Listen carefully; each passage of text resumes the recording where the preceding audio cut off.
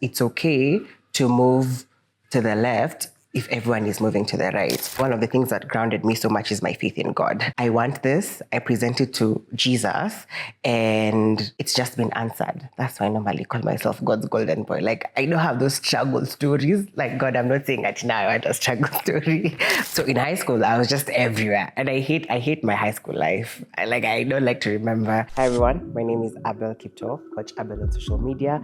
I am a digital content creator and a creative business. I just love to spread, love on the internet. And this is the bold and beautiful stories. So the reason I call myself God's golden boy, like it's on my profile on Instagram, right? On my bio, I called myself God's golden boy after coming from almost like a competition. It was a school of influence by Dentsu.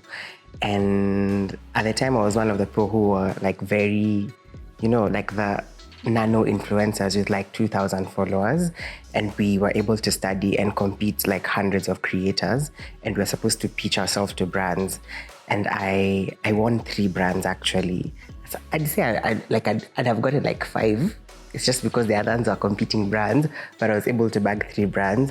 And for me, that was the day when I was just like, okay, yeah, probably God's golden boy. Because I normally say, I'm not God's strongest soldier. I'm just like that nice, soft golden boy for God. At the School of Influence, like it was a first of sorts, first of all. It's something that's new, and they made a call out for content creators and influencers who are starting out their journey to just come and teach you in a school. There's nothing like that has ever happened before. So I did it. I shot my shot, was able, like, shortlisted the first shortlisting, the second shortlisting, and we got into the school. We learned so much about positioning yourself as a content creator, managing contracts, all of those things that nobody really tells you. So it was a nice blueprint that really empowered me as a creator and just enabled me to thrive. That was 1 year ago, by the way.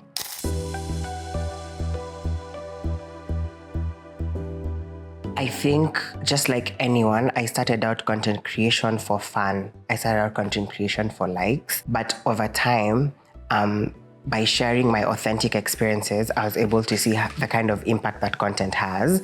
And beyond the likes, beyond the comments, I think the just direct one-on-one feedback from my community on, oh my goodness, you shared this and it uplifted me. It gave me a reason to apply for another job. It just gave me hope in life. That was the turning point for me. I was able to see, oh my goodness, there's so much power with my storytelling and just me sharing my story authentically. So beyond likes, I am there for the impact of the people. If somebody will be able to learn something from my content, find value from my content, that's it for me. And that is what keeps me just keep on creating content. I think just like anyone else, I have struggled before with comparison, with identity, with trying to find purpose. And especially, let me just say, identity and just, being my own authentic self. I struggled so much trying to fit into what my fellow young people were doing, I remember at one point in high school,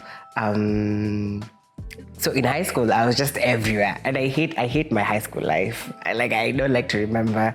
So there was this one time in high school, I didn't like the music that people liked, but if you didn't like the kind of music, you're not as cool. So I remember this one time in high school, it was during entertainment time, and there was this new song by Justin Bieber. It's called Love Yourself, and we were sat at the pews of the entertainment section, and I'd just be there. I don't know the lyrics of the song, but I want to look like I know the lyrics of the song so that I look cool, and I was just eating my mouth and then somebody pointed out, and they look at me and said oh, he's not singing the actual motivational song, and like everyone at the entertainment just looked and laughed. Even the ones who didn't hear the joke, they just looked and laughed. And I told myself, you know what, now I have to go and look for those guys who know the lyrics. And like I crammed the lyrics the whole week, like yourself. And then the next entertainment is just like, oh yeah, why is nobody looking at me? But now in hindsight, like even like now transitioning later on, I was just like, I never liked any of these things. I never liked the sports. I never liked celebrities. I never liked this music, I like this other thing. And for me, that has been like one of my like my strengths and my powers, really, in just knowing that it's okay to move to the left if everyone is moving to the right, because at the end of the day, I'm moving to the left and I'm moving authentically, and just finding that power within myself. And I feel like that is what makes a lot of people resonate with me, and I think like me, because I think I'm likable, right?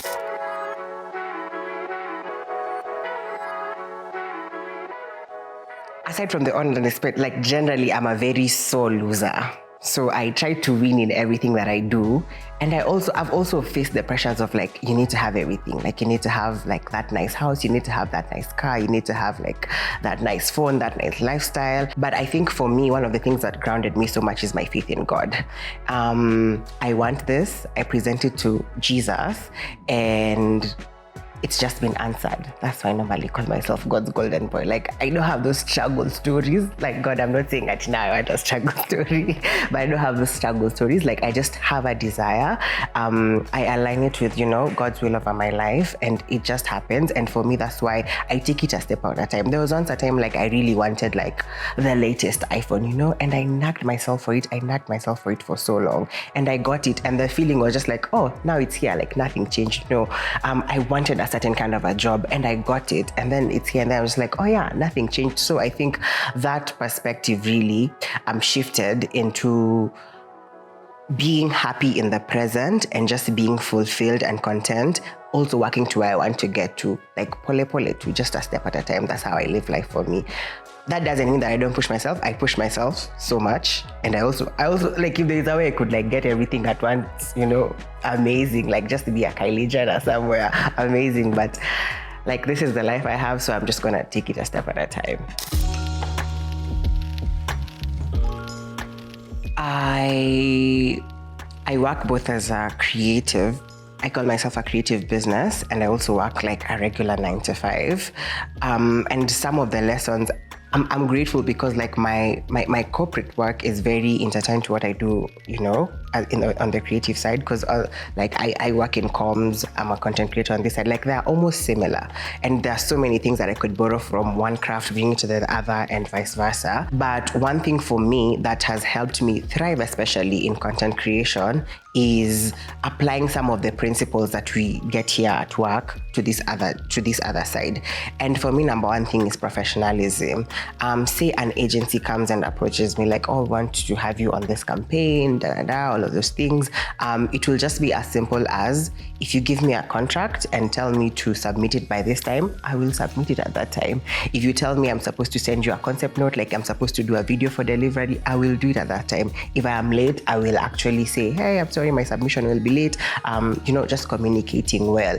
That professionalism has actually had me reap the fruits over and over again, that they'll necessarily pick me for campaigns not because like I am like the biggest of creators, but because I'm just easy and professional to work with. And those are some things that I have learned from now my 9 to 5 job, because it's very achieve.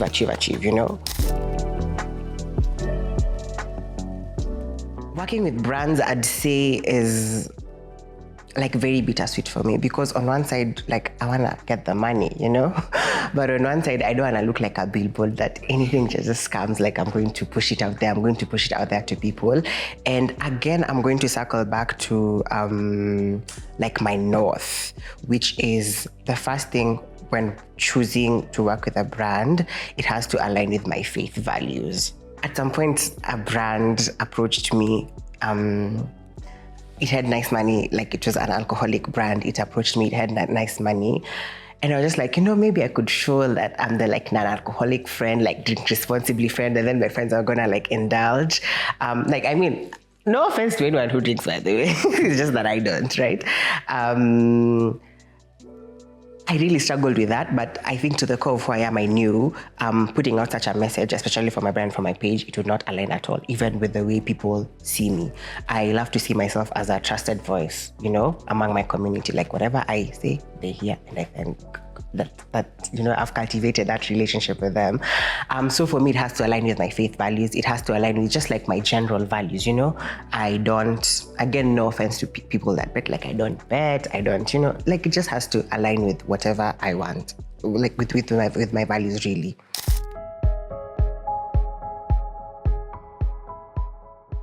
Oh wow, that's a very deep question. Legacy, I do not think like I have thought of like legacy yet, because I feel like for legacy, like people have different thoughts about this, but how I see legacy is almost for someone who's like transitioned to something else. So for me, before legacy, like it's just so much impact. Like there's so much impact that I am yet to achieve with people. So much impact with putting your mind to something and achieving it, because I am literally a testament of that. Impact in terms of you could grow progressively and slowly when you just put in the work, because that's how my social media just grew. Like people saw me from university, getting an internship, getting, my first job, transitioning to my next job, over time, other things, right? So I think overall it's just, a legacy would just be, I don't know, because I speak authenticity so much. Could that be a legacy maybe? That there was once a creator who lived authentically and never cared for what people thought, just shared, started messy, figured things out, but just kept on keeping on, I think that's really the legacy that I'd want. Like authenticity is so freeing, really. Yeah, and I'd want a lot of people to embrace that. Wow, if I would speak to someone young, struggling with self-work, I'd tell them it gets better. It's not a bad life. It's not a bad, it's not a bad life. It's just a bad season. Like everything for me is just like passing. And a mantra that I live by is this too shall pass. So in whatever season, like I'm assuming maybe like the season you're feeling a bit low, you're feeling a bit not worth it, like it's a season and it's a season that will pass. And there is so much power within you. Just believe in yourself and harness it and tap into it. And yeah, you will literally blossom and you will shock yourself. Yeah. Ooh, and what's next for Coach Abel? What's next for Coach Abel? I really don't want to preempt a lot of stuff because, again, I procrastinate a lot of things.